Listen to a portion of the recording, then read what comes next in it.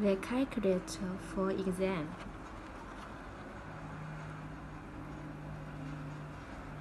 This is the on-off key.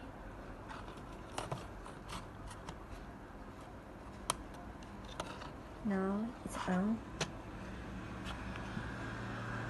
And we can use it as a normal calculator.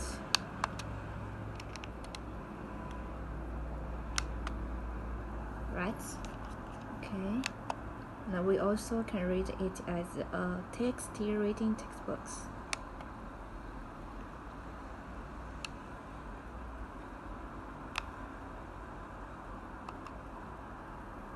This is the menu setting, text, system, picture, record, video, music, and it can connect with USB to the PC. The calculator for exam